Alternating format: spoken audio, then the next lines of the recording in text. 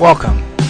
This is the Customer Focused Marketing Podcast, and I'm your host, Russell Van.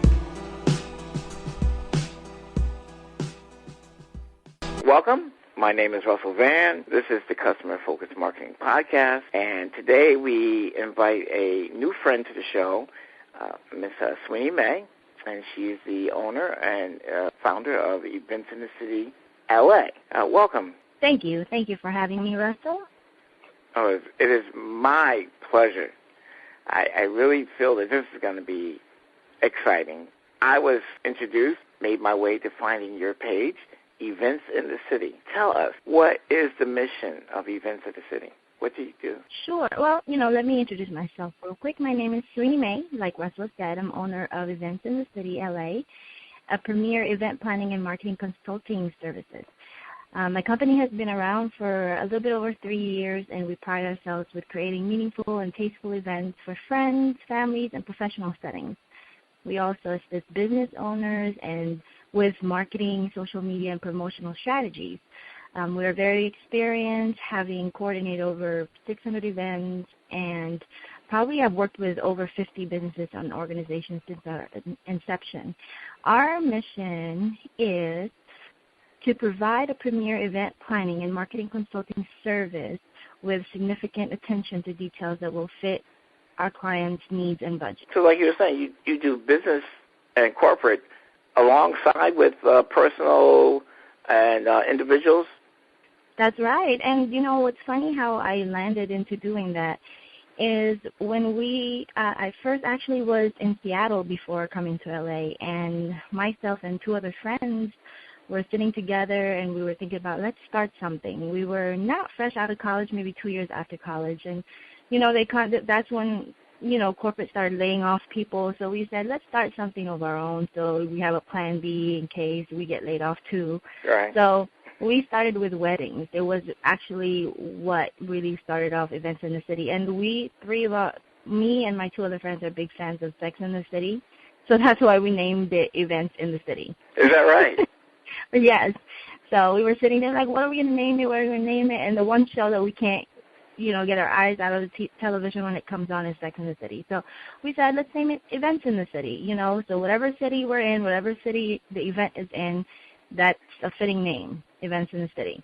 So we decided on that name, and we started with just weddings and parties and all of that good stuff. But me, I'm more on like the fashion show and the fundraisers, and that's how the corporate and the business side came about. The other friend of mine that also co-owns the one in Seattle, she loves weddings. So that's why we're a little bit more well-rounded. So when I explain it to people, basically, if you have an event, we can do it for you, whatever that event is. So how are you connected with Seattle? I mean, just being during the introduction, we're saying Events in the City L.A. So I'm saying you are in California. Right. So and you do have ties with yeah, Washington? Of course. Yeah, as a matter of fact, I have a wedding client for next year, May. So I started working with her already with her wedding, and so I lived in Seattle for about 7 years. So I think the bulk of my friends are still down there, and the bulk of my contacts are also. I won't say the bulk of my contacts, but I have a lot of contacts still in Seattle. So when I decided to move to LA, I was still functioning as Events in the City, and then just earlier last year, I decided I wanted to open one just LA, just for LA. So that's hence the name Events in the City LA. So now you have multiple office locations. Right. So being that you said that like up to 600 events so far since you've actually opened this endeavor. Yes. Well, now, I usually talk to a lot of small business people and solopreneurs, mompreneurs, people who have a home office of sorts. And it seems like your business has grown. Yes. It's doing well. What is your staffing needs? Here in LA, I actually have a partner, and she's also into the events. And then as far as staffing, we normally don't really, so far we haven't had the need to. the first time we'll ever need staffing is for a big event that we're planning on next year, March. And we're planning on hiring a staffing agency.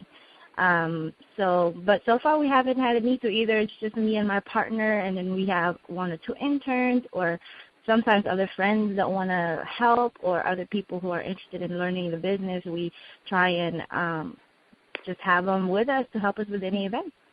Yeah, so like, do you use any like virtual assistants since you don't actually need a physical person all the time?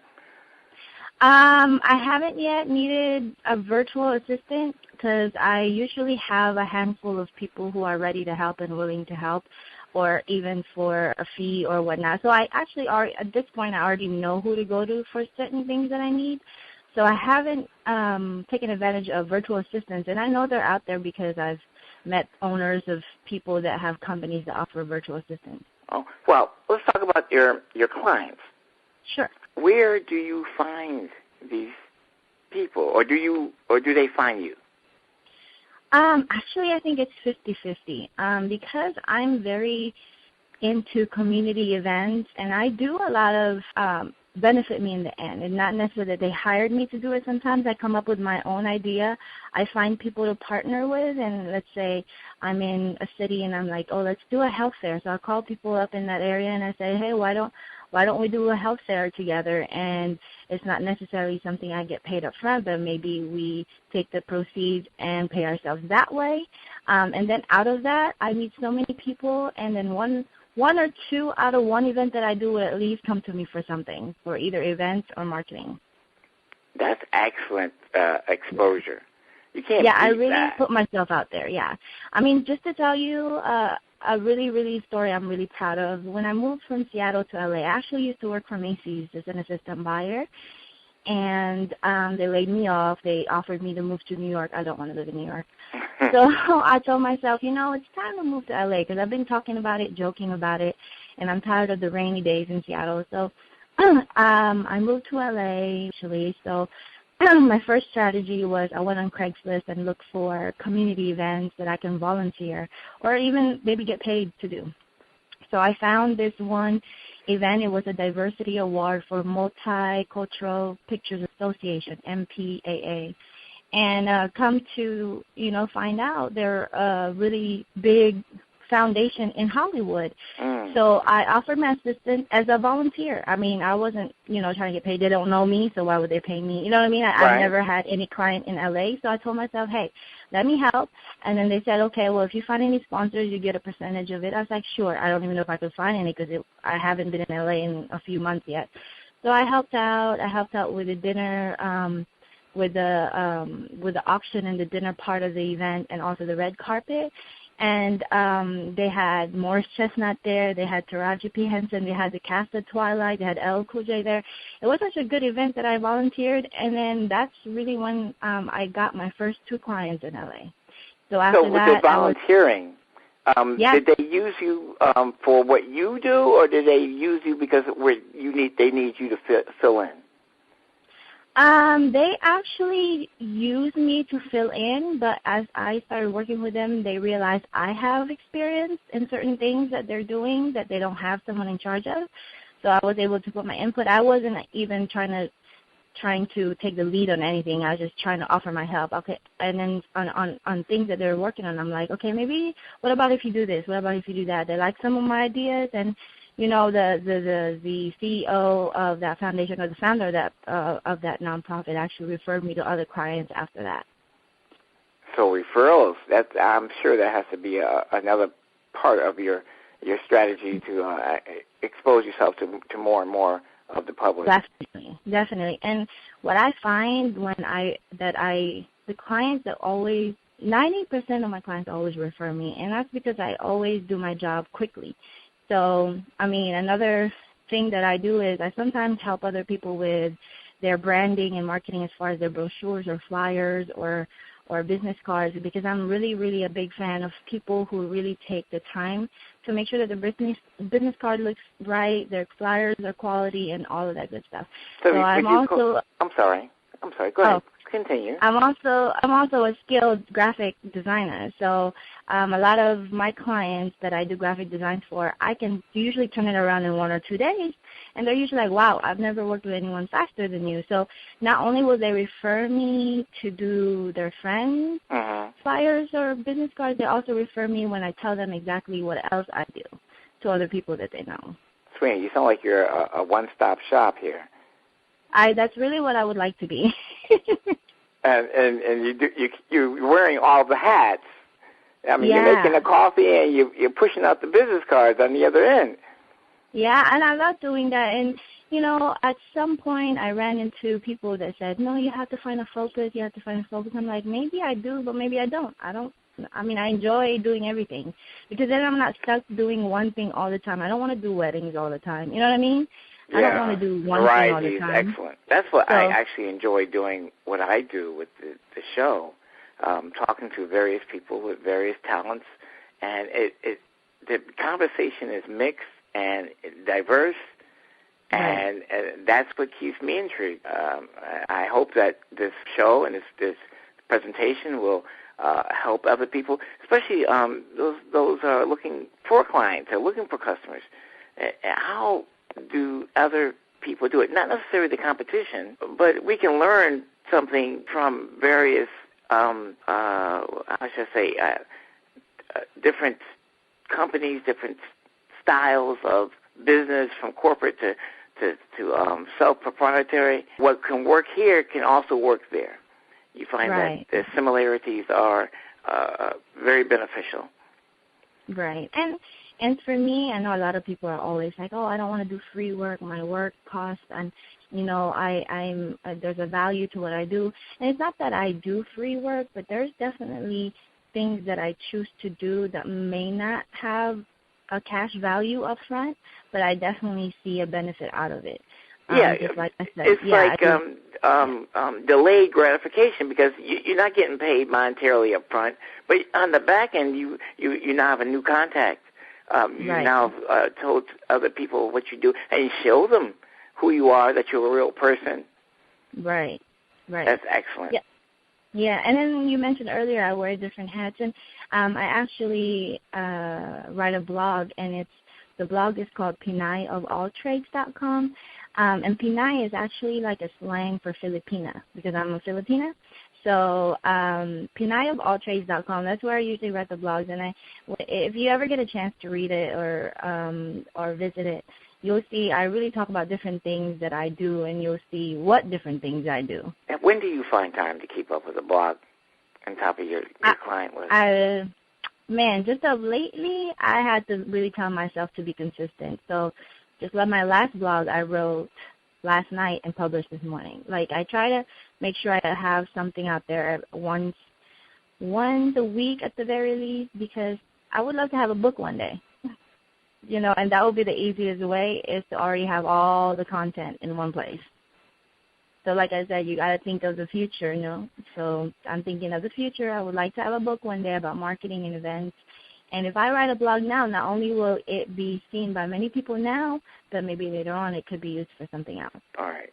Now, I understand you getting out into the community and volunteering and getting together, gatherings and events. Is there an event that you would not do? There are a few events I haven't done, therefore I may not be as comfortable doing them, like a bar mitzvah. I'm not familiar with that culture.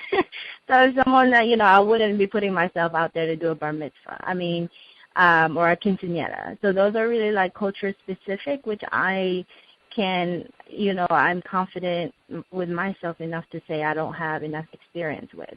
So those are the type of things that sometimes I know that I don't have enough experience with, therefore I'm not going to be putting myself out there that I could do. But as far as like fashion show, fundraisers, speaking events, conferences, expos, vendor fairs, weddings, birthdays, all of that is good to go. All right. Is there a minimum size that you would? No, I don't. Well, you're going to laugh at me. Speaking of different hats, I also teach Zumba. I'm a Zumba instructor, and I've gone to a private party with like 5 people because it was like somebody's bachelorette party, so that my client wanted to announce to her friends that they are going to be the bridesmaids, but within that, she wanted to do a Zumba with all her friends, and there's a total of 5 of them. So that's the smallest event I've probably ever done. Oh my goodness, that's incredible. That's actually a good story. Yeah. Wow. When I was in high school or college years, I used to have a dance group and dance. But as you grow older, you're in the corporate world or the business world. I don't get to dance as much, especially that I'm not like a professional dancer like you'd see on TV. But I still love to dance. And since Zumba is so hot right now, so I said, why not get certified? So I did, and I teach Zumba actually like 2 times a week to force myself to work out as a part of my work-life balance, right? Yeah. So you're thinking it's life, or work-life balance, but when I do teach my Zumba, I do force myself to work out, but I get paid to teach. So I get paid to work out. You find benefit in that too. Now, right. Being busy. Now, I'm trying to establish a go-to question, and what I've so far come up with is everyone is using technology, and I want to see what technology do you favor? I mean, are you an Apple or are you a Mac? I'm a PC person, but I do have an iPhone, and I have an iPad, but I also have an Android phone. So you have an iPhone and an Android phone? Yes. Mm-hmm. And this is mainly because the two, I'm launching a mobile app soon, and the 2 different phones really function differently. And my app developer says that it's the 2 different markets that really have different ways of getting the app approved. So I thought, like, hey, I mean, I might as well get an iPhone just to make sure both phones are working the mobile app is working on both phones. So was that the primary reason why you got the second phone? To make sure your app worked on the other platform? Yes, because when I look at some of my clients' website traffic, and when it comes to the traffic that is coming from the mobile, it's still really predominantly from an iPhone. Very popular. Yeah. The iPhone is very popular still. Right.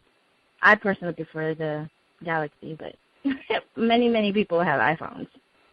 Now, let me ask you, what about any paid advertising? Do you subscribe to doing that? What I found to work for me the best is the Facebook targeted advertising, because I think it's affordable, number 1, and number 2, you can really target your audience. You want the people within your zip code, 10 miles radius of your zip code, male, female, people who are friends with your friends, people who are not friends with you. Like you're able to choose who can see your ad, and then you pay when they actually click on your ad. So for me, that's been more of a bang for my buck. So social media. Right. And specifically the Facebook. Right. Would you say that's what works for you mainly? Yes, definitely. And then the other one that's worked for me before, depending on an event that I'm doing, I try and find a local blogger that really has a lot of following, and I ask them how much they would charge if they write an article about the event or they advertise the event for their followers. And that has been really helpful too, because some of the local bloggers, even though they have 5,000 followers, it's usually within their area. And if out of that 5,000 followers, 50 to 60 people come, I would consider my ad successful. Yeah. I get it. I do. Yeah. Wow. I'm glad that you were able to give me a few minutes to expose me to your world. No problem. I love that someone like you would like to know about it. Now, I'm going to ask, now, there may be some listeners of mine who would like to get in touch with you. You do the consulting, so if they need to ask you any specific questions to the things that you are good at, and we already got a list of them, okay. Maybe we should do a little review of what you provide and how they can reach you. Sure. I can really help anyone or any business owners that are looking to do an event and you really need help.